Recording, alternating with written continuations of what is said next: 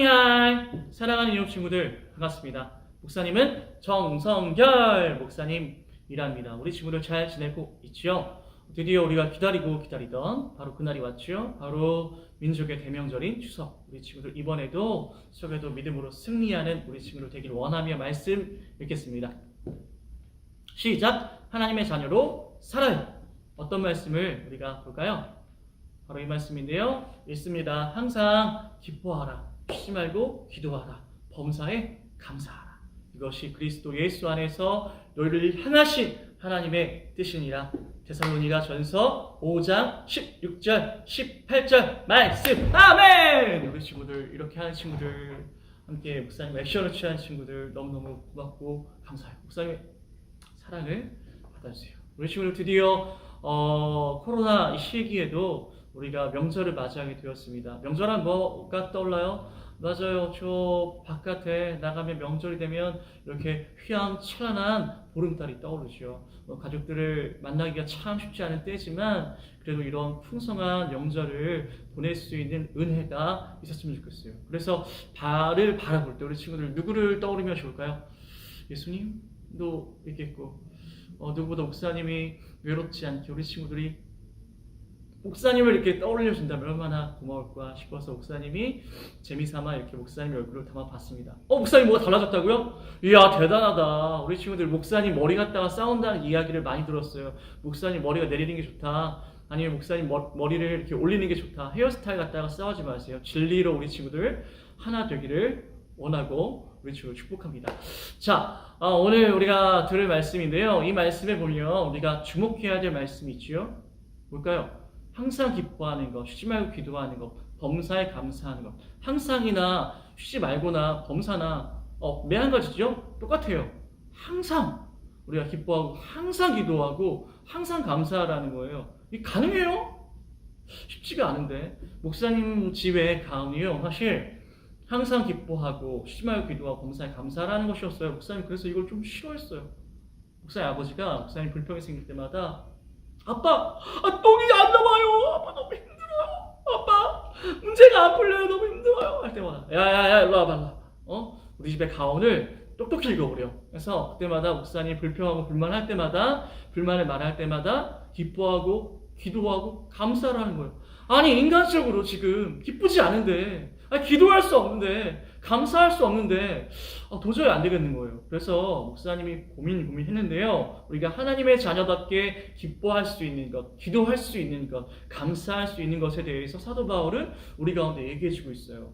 이 박스 안에 우리가 마지막으로 딱 풀어나갈 때 이 말씀이 우리 마음 가운데 말씀의 씨앗이 되어서 딱 한 번에 이해가 되어지고 심겨질 줄 믿습니다. 우리 사랑하는 이웃 친구들, 사도 바울은 정말 사울에서 핍박자, 사울에서 전도자 바울이 된 다음에요. 정말 열심으로 복음을 증거하던, 전하던 하나님의 사람이었어요. 이와 같이 우리가 지도에 보다시피 사도 바울이요, 이 아시아 땅에서 이제 유럽으로 최초로 유럽을 향해서 넘어가게 되었습니다. 밤에 꿈을 꾸었어요.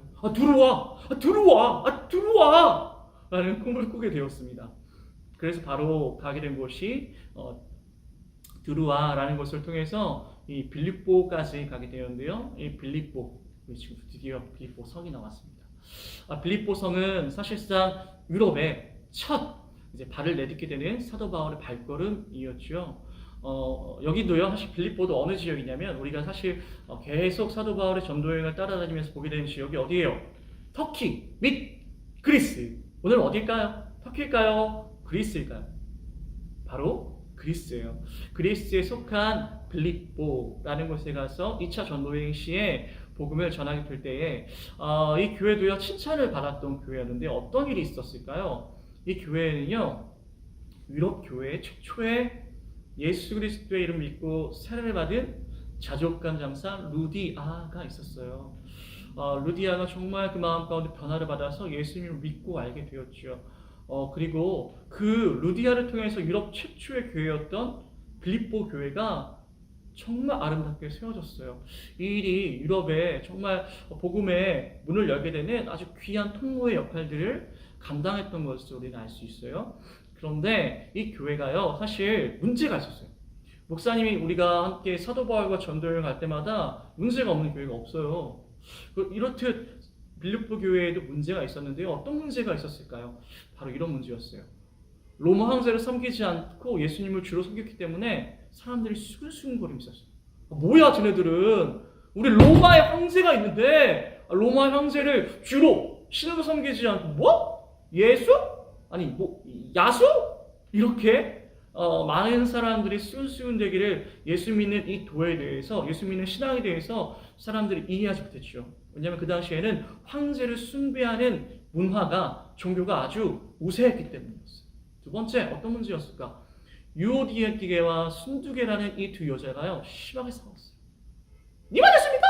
너만 잘 사는 거야? 나도 잘 믿는다고 하면서 두 여자가 심하게 싸웠던 이유는 교회에서 아무래도 여자들끼리 아마 세력 다툼이었던 것 같은데, 예수를 더 잘 믿는 것을 이제 보여주기 위한 좀 싸움이 사실은 안 좋은 모양으로 비춰졌던 것 같아요. 세 번째는요, 손할레댕이라는 사람들이 쫓아오면서 계속 바울을 괴롭혔어요. 이 사람들은요, 끈질겼어요.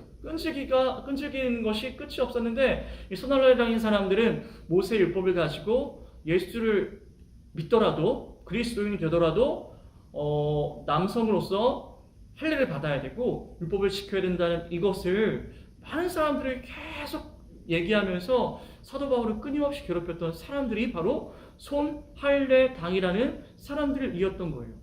여기서 사도 바울은 멈추지 않았어요. 계속해서 우리 살펴볼 텐데, 사도 바울은 이제 빌립보 지역을 지나서 드디어 오늘 말씀에 나오는 어디로 갔을까요? 맞아요, 데살로니가라는 곳으로 이동하게 되었죠. 데살로니가는 어디 지역일까요? 맞아요, 여기도 그리스에 속하여 있는 지역이었는데, 이곳에서 사도 바울이 무려 3주 동안 있어요. 우리 지금 7상하면 며칠이죠? 21일 동안이나 이곳에 머물렀는데, 이곳에서도 정말 파란만장한 사역들이 펼쳐지기 시작했습니다. 이곳은 사실 키케로가 볼 때요, 엄청나게 찬양했던 도시 중에 하나예요. 로마만큼이나 데살로니가도 엄청난 그런 도시였는데 메가시티였어요. 정말 큰 도시였어요. 그 당시에 얼마나 큰 도시였냐면 무려 인구가요 20만. 목사님 무슨 20만이에요. 서울은 더 많은데. 사실 그 당시에 로마를 비롯해서 20만이라는 인구를 가진 그 큰 도시가요 전 세계에 몇 개 없었어요. 그 당시 인구의 비율을 따질 때. 그렇다면 이 데살로니가는 얼마나 큰 도시였을까 우리가 생각할 수 있겠죠. 여기서 한 21일 동안 머물며 사역을 했는데요. 데살로니가 교회를 우리가 보자면 데살로니가 교회도 칭찬을 받았어요. 믿음의 역사도 있었어요. 사랑으로 숙고도 있고요. 소망으로 서로 참고 인내했던 교회. 이런 교회가 참 많아져야 할 텐데요. 맞죠? 그런 멋진 교회가 아닐 수 없습니다. 그런데 여기에도 우리 친구들 빌립보 교회와 같이 또 에베소 교회와 같이 마찬가지로 문제가 있었어요. 단 하나로 우리가 문장으로 정의한다면 바로 이렇게 정의할 수 있는데, 우리 옆에 있는 우리 부모님과 우리 친구들 크게 따라합시다. 규모가 없었어요. 마음이 약했어요. 힘이 없어요. 또 지금 밥 안 먹었어요? 지금 힘이 없나요? 맞아요. 이렇게 질서도 없는 것이고요. 마음이 약해서 무너지는 것이고요. 힘이 자주 없어서 교회가 무너지기 너무 좋은 거죠. 이런 교회에 우리 친구들 더 큰 문제가 있었다면 바로 이제 아무래도 막 이제 시작한 아기 첫걸음을 떼는 그런 아기와 같은 교회잖아요. 여기 이제 막 세워지는 교회들이 뭐 빌립보 교회도 마찬가지고 데살로니가 교회도 마찬가지인데요. 막 이제 시작한 아가가 걸음을 떼는 것 같은 그런 시작하는 교회였던 거죠. 그러니 얼마나 약했는데 이렇게 또 문제가 있는 거예요. 여기다 더 덧대어서 문제가 뭐냐면, 많은 사람들 중에 데살로니가 교인들이 걱정하고 관심 있었던 주제가 있었어요. 그건 뭐냐면요, 바로 죽으면 어떻게 되는 거죠? 우리가 죽고 나면 다 없어지나요? 죽고 나면 성도들은 어떻게 되는 것이죠? 예수님은 다시 오시나요? 막 이러한 문제로, 이 말세에 대한 문제로, 종말에 대한 문제로 교회가요 수근수근 거렸어요. 우리 정말 궁금하죠. 우리가 죽으면 어떻게 될까? 또 예수님은 언제 오실까? 라는 이 주제를 가지고 데살로니가 교회 교인들도 엄청나게 많은 고민들이 있었는데, 그럴 수밖에 없었던 게 또 빌립보에 있었던 그 손할레당이라는 이 사람들이 열심히 있어서 데살로니가까지 와서 또 사도 바울과 전도를 하는 사람들의 무리들을 계속 괴롭혔어요. 이 와중에 이 진리에 대해서 어쨌든 바르게 전했던 사도 바울이 여기에 대한 대답을 하기 시작하기 앞서서 우리 친구들에게 퀴즈가 있습니다. 잘 맞히는 친구에게 목사님이 추석 이 명절을 맞아서 특별한 선물을 목사님이 준비했잖아요. 어떤 것일까요? 자, 퀴즈. 우리 친구 예수님은 오셨을까요? 아니면 앞으로 언제 오실까요? 우리 친구들 대답을 잘 해보세요. 자, 첫 번째 퀴즈 드리겠습니다. 자, 우리 친구 1번 이미 오셨다. 2번 아직 안 오셨다. 아리까리한데. 3번 곧 오실 것이다. 4번 잘 모르겠다. 알아서 하세요. 자, 우리 친구 정답은 정확히 말씀드리면 2개입니다. 뭐가 맞을까요? 자, 1번 이미 오셨다. 2번 아직 안 오셨다. 3번 곧 오실 것이다. 4번 잘 모르겠다. 정답은 1번과 3번입니다. 맞힐 친구들 있죠? 와, 할렐루야, 놀랄루야. 그 친구에게 목사님이 특별하게 명절을 맞이하는 선물이 있는데요. 자, 우리 친구들 오랜만에 목사님 손하트를 날려드립니다.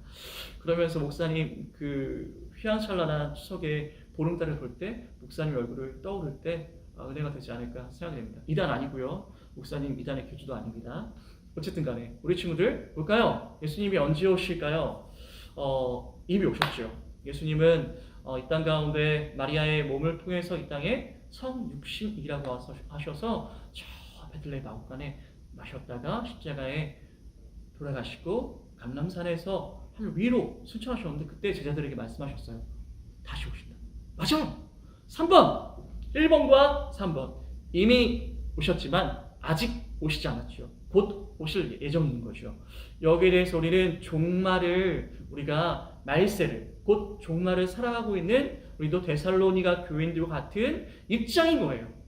이해가 됐어. 맞아. 너무 잘했다. 그런데 이 데살로니가 교회 교인들에게 정말 이 마지막 때에 대한 징조, 마지막 때에 대한 고민이 심심치 않게 그들의 마음 가운데 정말 큰 무릎으로 다가왔던 거예요. 이에 대한 사도 바울의 답변 뭐라고 했을까요? 바로 성도들은 어떻게 되냐? 죽은 사람이 먼저 일어나고 살아남은 자들과 함께 그룹으로 올라갈 것이라는 이 영광스러운 대답을 또 했죠. 그럼 예수님 언제 오신대요? 예수님 오신다면서요. 그에 대한 대답 뭐라고 했을까요? 우리 친구도 알아요? 만약에 예수님이 2020년 12월 25일에 오십니다. 여러분 준비하세요. 라고 하는 이런 사람들이 있다면 우리 친구들 그 사람은 반드시 이단이에요. 그런 사람들의 말을 그런 헛소리를 들을 필요가 없죠. 성경에 명확하게 예수님이 오실 때를 어떻게 기록하고 있는지 알아요? 사도 바울은 이와 같이 이야기해주고 있는데 뭐라고 했을까요? 때와 시기는 알 수 있어요? 때와 시기는 알 수가 없어요. 데살로니가 교회 교인들에게 이와 같이 죽은 성도들은 어떻게 될 것이고 또 때와 시기는 알 수가 없다는 것에 대해서 분명한 어조로 사도 바울이 얘기해 주면서 그러면 어떻게 성도로서 우리가 하나님의 자녀로서 어떻게 살아가야 할까요? 라는 이 질문에 대해서 이렇게 얘기해 주고 있어요. 일어나세요. 우리 옆에 있는 친구들에게, 옆에 있는 엄마 아빠에게, 옆에 있는 동생에게 얘기하죠. 일어나세요. 일어나시라니까요. 이렇게 얘기해 주세요. 아직 안 일어났어요? 빨리 가서 머리를 빵 때리세요. 빨리 일어나라고. 그러다가 우리 친구를 잘못하면 엄마 아빠한테 맞을 수도 있으니까 너무 그렇게 하지 말고 일어나세요. 그렇게 정중하게. 맞아요. 일어나는 것이에요. 잠에서 깨서 항상 우리가 깨서 일어나서 준비하는 거죠. 그래서 빛의 자녀와 같이 낯에 속한 자녀와 같이 우리가 단정하게 행할 것이라고 사도 바울은 우리 가운데 번면 따뜻하게 얘기해주고 있는 것이에요. 데살로니가 교인들에게 물었던 그 질문은 오늘날 우리에게도 동일한 질문이 아닐 수 없는 것입니다. 그러면 나세와 같이 우리가 행하게 되고 그리고 빛의 자녀들 같이 행하는 하나님의 자녀들에게 요구되어진 것 뭘까요? 맞아요. 항상 기뻐하고 쉬지 말고 기도하고 범사에 감사하는 것이에요. 우리가 예수님이 언제 오실지 모르니까 우리가 정말 우리가 반짝 깨어가지고요. 예수님이 언제 오실지 모르니까 이렇게 단정하게 우리의 모습을 준비하고 예수님이 언제 오실지 모르는 그런 두근거리는 마음으로 설레는 마음으로 우리가 항상 깨어 있는데 이렇게 우리가 스스로 우리가 이렇게 주문을 외우듯이 기뻐하고 기도하고 감사하는 게 아니에요. 목사님이 여기에 대한 고민이 많았는데 풀어졌어요. 이 박스 안에 아마 사도 바울과 우리 복음의 능력을 경험한 모든 사람들은 같은 마음일 거예요. 어떻게 해요? 맞아요. 바로 그리스도 주 안에서 항상 기뻐하는 거예요. 그리스도 주 안에서 기도하는 거예요. 그리스도 주 안에서 범사에 감사하는 거예요. 목사님은 오랫동안 이 의미에 대해서 내가 스스로 어떻게 이렇게 불평과 불만이 많은데 이렇게 모자라고 연약한 사람인데 어떻게 그때와 시기를 맞춰서 항상 나의 자녀와 같이 하나님의 자녀와 같이 행할 수 있을까에 대한 고민을 풀었어요. 어떻게 해요? 우리가 주 안에서 우리를 구하신 그리스도 예수의 그 복음의 능력 안에서 기뻐하고 기도하고 감사하게 될 수 있는 것이죠.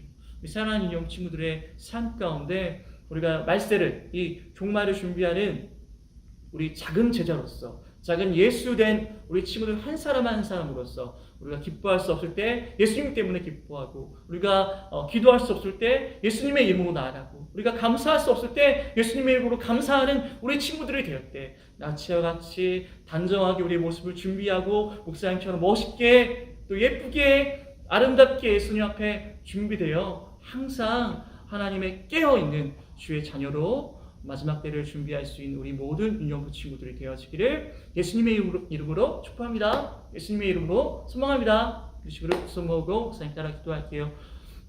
하나님 감사합니다. 오늘 우리 가운데 주신 이 경고의 말씀, 데살로니가 교인들에게 주셨던 이 말씀이 오늘 우리에게도 동일한 말씀인 줄 믿습니다. 우리 사랑하는 인형부 친구들의 삶 가운데 오늘도 함께 하셔서 기뻐할 수 없을 때도 있고요, 기도할 수 없을 때도 있고요, 감사할 수 없을 때도 있을 때 바로 복음의 능력 안에서 기뻐하고 감사하고 기도하기에 힘쓰므로 항상 낯의 자녀와 같이 빛의 자녀와 같이 우리 하나님의 자녀로서의 삶을 살아갈 때 작은 예수로서 작은 제자로서 살아갈 수 있도록 항상 언제나 함께 해주세요.